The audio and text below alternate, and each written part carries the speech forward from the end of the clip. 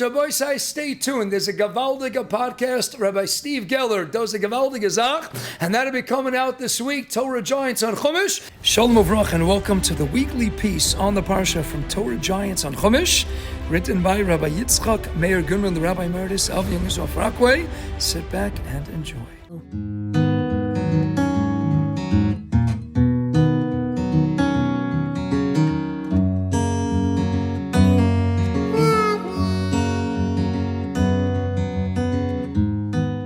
Welcome to Torah Giants on Chumash. I'm Steve Geller. Rabbi Goodman's pieces sometimes challenge our oldest, most basic understandings of certain events in the Torah. It's gotten to the point where I'll ask a friend a question like, was Korach swallowed up by the ground opening its mouth? Everybody grew up. That's it. Famous story. Korach Hamadi got swallowed up in the ground. But is that what the Torah actually says? Well, you know that's now a trick question. Get ready to see Rav Baruch Halevi Epstein piece that will rewrite your whole understanding of this event. Our understanding of the episode went something like this. Korach, Dasan, Aviram, and On ben Pelas challenged Moshe and Aaron. Korach accusing Moshe and Aaron of taking too much of the priestly powers for themselves to lead the people and serve as Kohanim in the temple. All of Bnei Israel is holy, was Korach's claim. Why would Moshe and Aaron elevate themselves as literally holier than everyone else? Moshe tells Korach that Hashem will choose who is his and who is holy, and whoever he chooses, he will bring close to him. Moshe said this will play out by Korach and his supporters bringing fire pans, placing fire in them, and putting incense on the fire as an offering. Aaron would bring his own fire pan with incense, and Hashem will choose. The next day, Korach, Dasan, Aviram, and the 250 supporters all brought their fire pans along with Aaron. After some drama, with Moshe praying to Hashem not to kill everyone, Hashem told Moshe and Aaron to warn everyone else to move away from Korach and his congregation. Moshe telling Korach and his people, you will see that Hashem is handling this himself, for their deaths will come about by an entirely new creation of execution never seen before and impossible for man to effect. At that moment, the earth opened its mouth and swallowed them in their houses and all the people belonging to Korach and all their possessions. A few psukim later, Hashem sent a fire that consumed Korach's 250 supporters who brought their own fire pans. So at this point, we see Korach, Dasan, Aviram, and their families and possessions disappearing into the earth, alive, in miraculous fashion, as Moshe had expressed. Then we understood that the other 250 people were killed by a fire sent down from Hashem. And that's how it's always been understood. In Masechta Sanhedrin, Rav Yochanan comes to an amazing conclusion. Since the pasuk actually says all of the people with Korach, it excludes Korach himself. Because when pasuk 35 states that the 250 participants were consumed by fire, Korach again is not mentioned. Therefore, says Rav Yochanan, Korach was neither among the swallowed or the burned. All commentators who discuss this statement do conclude that Rav Yochanan agrees that Korach did die in the plague that took place the next day. But seriously, it's an amazing idea that has attracted many comments. The Maharsha suggests that Chazal states that Korach saw visions of his descendants and they were all functioning in the temple in Yerushalayim. And his offspring would compose beautiful psalms which are proudly recorded in Tehillim. So Korach was fooled by these visions into thinking that he would win his challenge with Moshe. Therefore, Korach figured his crime wasn't so severe. The problem is, his analysis does not seem to justify the people of Korach being punished a day before Korach himself got his own punishment. The Torah Temimah offers two other possibilities. Since we believe that the child gives merit to the father, perhaps the greatness of Korach's sons was his special schus, thus putting off his punishment for a few precious hours. Rabbi Goodman comments that he doesn't suspect that this schus of the children applies in advance of the children's merit, but rather only years later when the father is gone from this world, his children's mitzvos help elevate him in the next world. The Torah Temimah's second suggestion is that his extra day of living on earth was Korach's true punishment, forcing him to see the terrible results of his rebellion before he died in the next day's plague. This would be similar to Chazal's conviction that Paro was the only survivor of the splitting of the sea when his entire army drowned, and he was left with the full contemplation of his own actions. Rabbi Goodman believed this example of Paro fits Rav Yochanan's response best, especially when we consider the following two facts. The immediate punishment included the earth swallowing all of Korach's wealth. What a great lesson for at least one day for a man whose swelled head was primarily caused by his wealth, as detailed in the Midrashim. His extra day of life was his greatest punishment. And two, if the Torah meant that the number 250 is precise, a very careful reading of Psukim 17 to 19 can easily lead to the conclusion that Korach himself did not bring a pan for the incense at all. This is more clearly confirmed in Pasuk 35. Therefore, Korach was not himself guilty of the terrible sin of bringing an improper incense offering, which, by the way, also condemned Nadav and Avihu. This piece by Rabbi Goodman really deserves all the richness and color available. And for that, we're once again honored to have our own Rav Eytan Feiner Shlita to bring it all home. What really is the Chiddush? Remember Moshe Rabbeinu reading the Psukim? He asked for a Dover Chiddush, a Dover Mechudush that never happened in the history of the world. What do you mean? We have earthquakes come out every single year. Not a year that goes by we don't have earthquakes. Everybody knows Re'idas Adama. We have a Sugya in Brachas. You make a bracha when you witness an earthquake.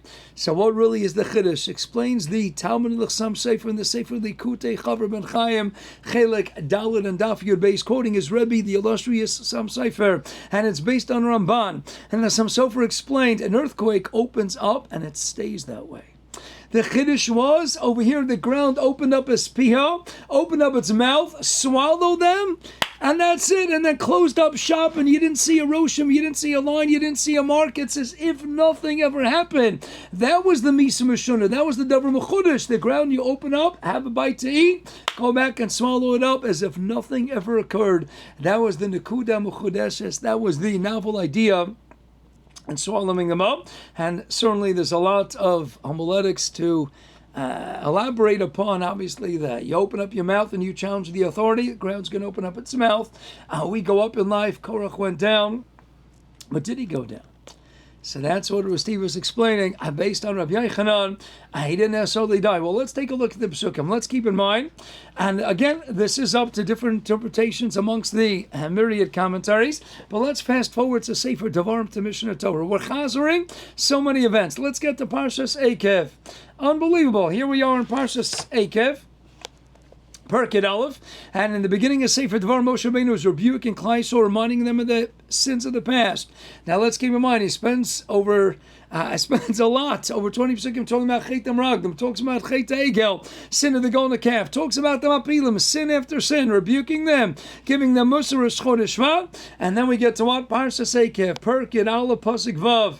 Vasher asal dosim v'la'aviram b'nei Eliyav. What he did by doing what? Asher potzar tzpiavativ le'im espatevis aleim. It doesn't mention Korach. So again, it's a big question over here. Where is Korach? So we have the Torah maybe because of the schus of the Bonim, the sons of Korach, Mizmor Levnei Korach, they did tshuva, so because of their covenant. But at the end of the day, it doesn't say a word about Korach being swallowed up in the ground. That's Moshe Rabbeinu Parsha, which is fascinating. We have 95 psukim comprising Parshas Korach, 73 of which revolve all around the story, that narrative, the tragedy of Korach and Adaso and his entire assemblage of people.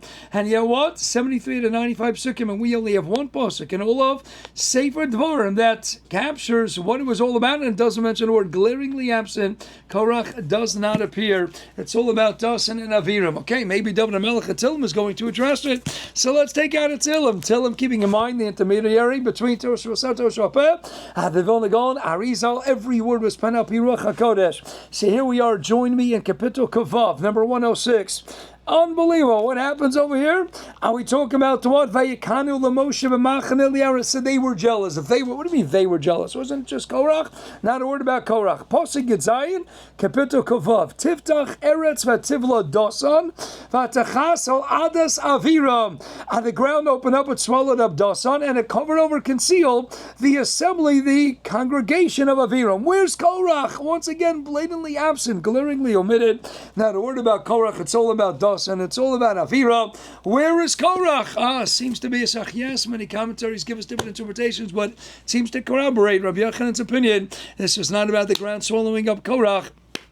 is about the Baalei Machlekes who are mufka, taken out of this world. They don't belong in this world. You're a Baal Machlekes. Yes, Korach a Baal Machlekes, but at least what? The Shem Shamayim, at least as Rashi cites the Chazal, he was a Pikeach. What was the shtus? He looked into the distance. Shmuel is going to come from me. Shmuel, big descendants are going to come from me. And that's what Steve discussed based on the Torah Tamima, big things happening for me. So at least he had a rationale. Dasan Aviram, you're not going to be the guy in charge. Korach is going to be the guy in charge. What are you fighting for? You just want to jump on the bandwagon of conflict, of machlekes, of sichsuch. That's not Beseder. That takes you out of the world. Into the ground you go. But the Chiddush, not Stam, an earthquake, swallows it up. That's it, over here and gone. Asamamela, we understand Hafladik. There's a piece, it talks about it in Shivchei Arizal, but in Shar Gagulim, Rav Chaim Vital writes that one time the Arizal, there was somebody bothering him, and the Arizal, who his Talmud attests, was a nitza to spark of Moshe Rabbeinu. He had a gilgal, a spark of Moshe Rabbeinu inside him, the Arizal, and there was someone who kept bothering him all the time in Tzfas, and the Arizal looked at him and said, you're a nitza of Kayin, and if you don't stop bothering me, I'm going to have this ground. Go ahead and open up and swallow you up. Moshe and Korach, Kayin. Don't play games, but Rabbi Sai, look at this schus, look at these interpretations. You could be a Korach, you could be the one to trigger, to start the entire process. But in the end of the day, Shmuel is going to come from you, big stuff. Your sons the tshuva for coveted the sons, or because, no, second interpretation, Torah Tamima, Shem wants him to see, in the end of the day, just like by Paro, I want you to see all the destruction that you caused, but in the end of the day, so many lessons to be gleaned, so many important messages to understand, to take, to inculcate into life. When all is said and done, shalom, shalom, shalom, stay as far away as you can from Machlekes and Rabbi Sai. That's going to bring us to take all these Geshmaka videos and play them for all Yidden where we all belong, by the Binyan Bayis Shlish and Yerushalayim HaKadosh with Mashiach Tzidkenu. Me'erav Yemenu, have an awesome day and a great Shabbos Kodesh Abed. Just a beautiful piece by Rabbi Goodman and amazing insight by Rav Feiner. I say it all the time, but where else can you find all of this Torah in one place? Which is why you should like this video, subscribe to our YouTube channel, and hit the share button to simply paste the link to this video into emails, Facebook, texts, WhatsApp groups, or your social media of choice. Go on, mess up somebody else's understanding of our Parsha. Your yeshiva is a storehouse of great Rebbeim and Torah. It shares it. Our Gedolim don't conceal their holy Torah, they share it. We daven to Hashem for our chelik in the Torah. He shares it. So when you come up with chidushim in your learning, that's your Torah. Share it.